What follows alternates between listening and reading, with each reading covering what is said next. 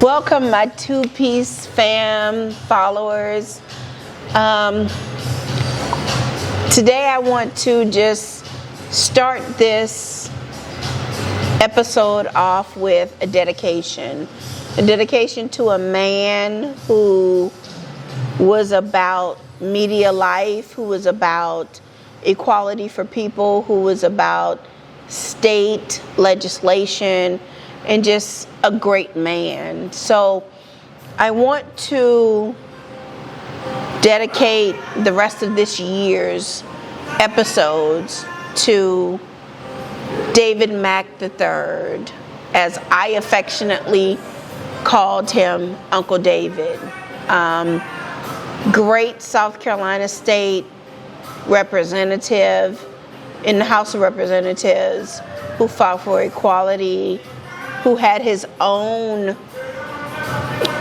Saturday show on the radio, and who just loved everybody, embraced everybody, and encouraged me to forge on to my purpose of this podcast. And he told me that when I came home the next time, he would sit down and talk with me and be on the podcast and have a good time and have a good conversation. But unfortunately, he got called home on Wednesday of this past week. And I just want to dedicate the rest of this year and my journey in this podcast to him. So, Uncle David, this is for you.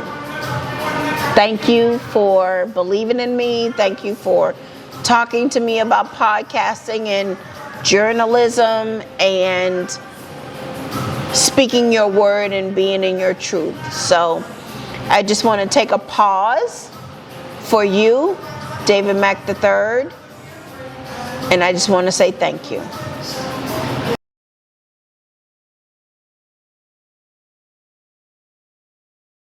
Now, my two-piece fam followers, I want to talk about all this hype about Coach Prime. I want to talk about all this hype about Colorado. I want to talk about all of this hype about what he is doing in the sports world. It is so crazy. It's not even delusional. It is just totally crazy. And for me, being a sports fan of college and professional sports, it is totally crazy how he has taken over the media stream to be so noticed. Last week when he played Colorado State, every facet of ESPN was down there. Game Day, First Take, PTI, just basic regular ESPN, they gravitated to him, and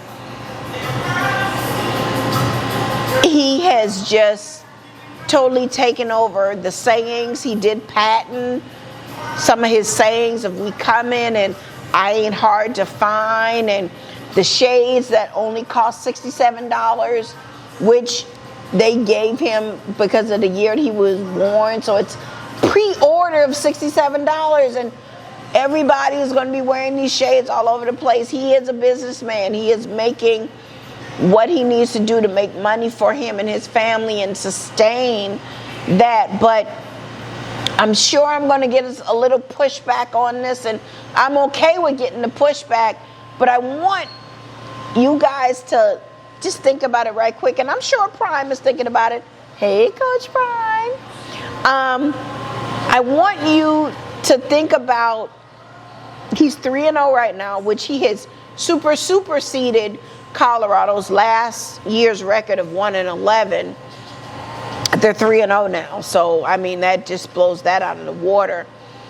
But being in Colorado, being a black man, bringing all this attention to Boulder, Colorado, bringing in all of his contacts that he knows, because he knows some heavy hitters. I mean, Michael Strahan, Michael Irving, Cameron, Wu-Tang Clan, Warren Sapp, You know, all of these Master P, you know, all these people, and then other people are going to come in, and other celebrities and moguls are going to come in. I'm sure P. Diddy will probably fly in there for 2 seconds, and maybe Jay-Z may fly in for 2 seconds, but they're going to support him. But I want everybody to be on the bandwagon, because I'm on the bandwagon as well. I'm not even going to front. My team is Oregon, and they play Oregon this Saturday, and when this episode, you know, drops, the game would have already been played. And I'm going to say Oregon is going to take this. Like me or not, whatever, Oregon is going to take this. But I know for sure Big Boy going to be there, because his son plays for there. And Big Boy is going to be on that sideline, because he on that kryptonite. I'm telling you, Oregon is going to take this game. And now if Oregon does not take this game, and when this episode drops, then you tell me what you want me to do to shut my mouth. I will shut up after that. I will do whatever you tell me to do if Oregon doesn't win this game. But I know for sure Oregon is going to win this game, and Colorado is going to be 3-1. However, I want everybody to be vigilant and be observant of the things should things go awry. And that is, commentators have said little snide comments about, oh, it's the BET Awards out here. It's so many celebrities out here. There's so many ice out here. Prime is going to bring those people. Prime is going to bring that celebrity status. But not to be funny,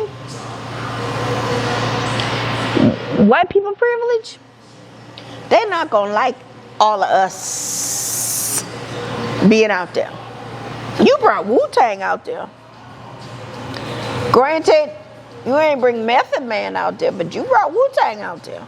But I promise you, if you brought Method Man out there, it was going to be a thing, okay? But should Colorado lose and mistakes start to be made, I know Prime is going to bring his inspirational speeches of, you know, what do I look like? What do I care about you caring about me and my confidence? And I know he's going to bring some great words and some great followings of inspiration. And it's going to be good, and we're going to sip into that tea. But I want people to understand, sit back and observe, because when he doesn't start winning against these big teams of Oregon and UCLA and USC and things of that nature, and they start getting numbers in the L column, these people who are out here storming the field, taking pictures and we this and we that, they're going to start saying some negative stuff. They're going to start saying, what is this? And God forbid, I'm not saying nothing is going to start, but God forbid a fight breaks out, or somebody says something and it turns into an altercation, you know, then little Blake is going to be going against little Junebug, because, you know, it's some shit going on, and then they're going to fight, you know. Those issues are going to happen. So I want people to be vigilant and stand back and just be observant. I don't have a problem with Prime Time doing what he's doing, because he is a businessman. He's doing what he needs to do, but he's also pouring into the children that he's bringing into from the portal into the school. And there are children that are following him to pour into it. Now, is Prime going to leave? That's debatable. If Prime stays in Colorado, he's going to stay in Colorado until Shedeur or his other son gets drafted, and then he's going to try to swindle over there into the NFL, even though he says he can't talk to men that are making $3, $4, $5, $10, $20 million to be focused, and he can't pour into them. But I think he will be able to pour into them after he shakes that money financial spin off of it. I don't think Prime is going to be in Colorado that long. I give him 5 years, if that, or so. But I give that effect, the Prime effect, another couple of years, and then we're going to be looking at something else or jocking something else. Another issue that I have with is ESPN. ESPN has, followed every big media run, and I'm very shocked that Game Day has been in Charlotte and premiered Bearden Park 2 times, for these big games in September for the Dukes Mayo Classic. Back in the day, HBCU games were very heavy on TV. The Heritage Bowl, the Bayou Classic, the Circle City Classic. I think back in the day they probably showed a Magic City Classic. But these classics are not shown on TV anymore.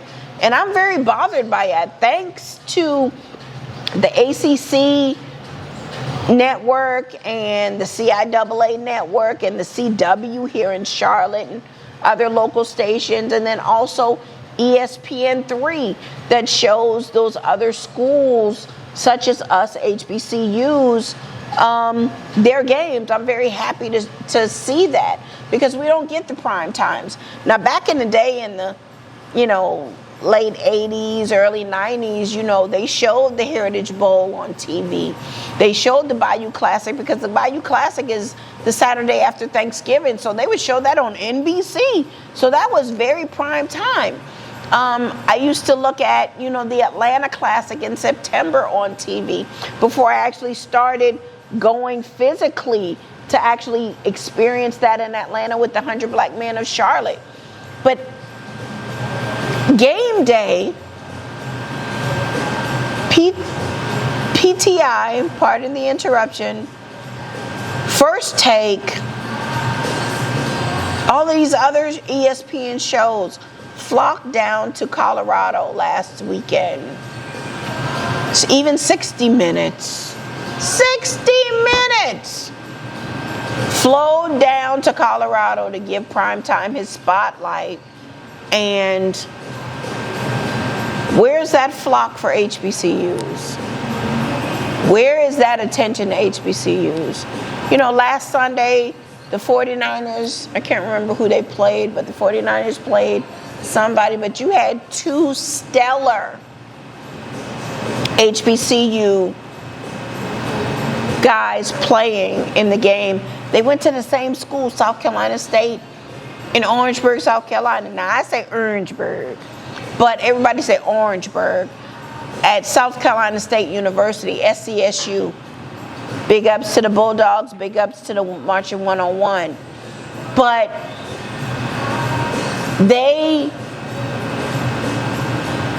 weren't even mentioned, And I know every commentator talks about their school.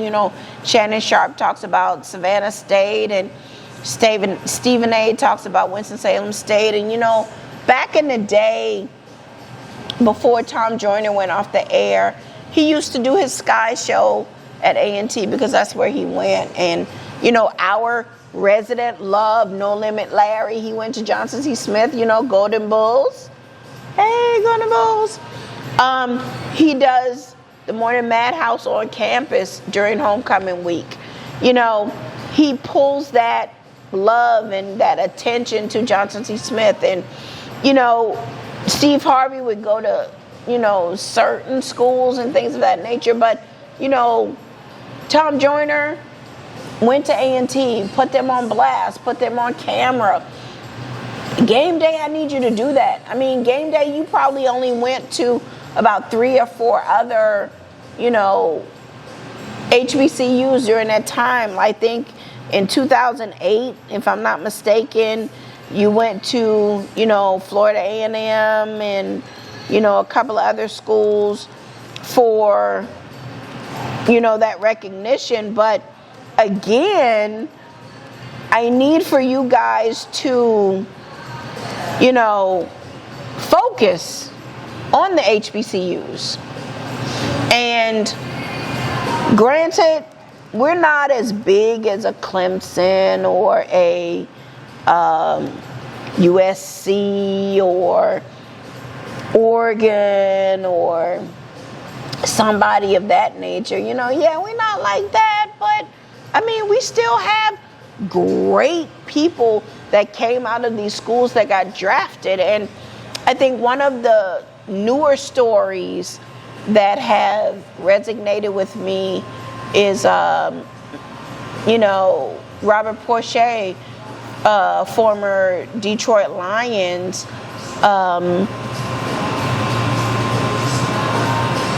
professional player who, you know, brought a tractor trailer for South Carolina State, wrapped it in their championships and accolades and everything of that nature to carry the football equipment and everything like that to go to the different schools, because he needed to pour into that, because that's where he's from. And I salute him. I appreciate that. I love to see that for our schools, because those things really bring an accent to our student athletes. So, you know, game day has only been to 4 HBCUs, you know, North Carolina Central versus Alcorn State, and Hampton versus A&T, and, you know, Grambling versus Southern. And I want to see more game day at an HBCU. You know, Jackson State was on Good Morning America and First Take and all that stuff when Deion was there. What about after Deion? What about these other schools that we still function every day? What about the, you know, Hamptons, and what about the Clark Atlantas, and what about the Morehouses? What about my dear school, Johnson C. Smith? Now, granted, we ain't winning no games. We ain't winning a lot of games, so that's not going to bring a lot of attention. But what about the other HBCUs that are making marks and stepping stones into the culture and in the, you know, sports world? Granted, we're not having the big $2-3 million donations and everything, but these student athletes are playing their hearts out, going to these championship games and doing what they love. Give them some of that recognition too. You know, Stephen A., you went to Winston-Salem State. You got Greensboro right there. You know, Shannon, you went to Savannah State. Give some other schools some of that love too. So, not saying that y'all are not doing it, but you need to be a little bit more cognizant of that. But as a sports lover, as a sports friend, and as a avid, you know, pusher of the culture, this is what I want. And this is what I've been talking about all week about, you know, Coach Prime and the different, you know, the different coaching styles and just the different exposure.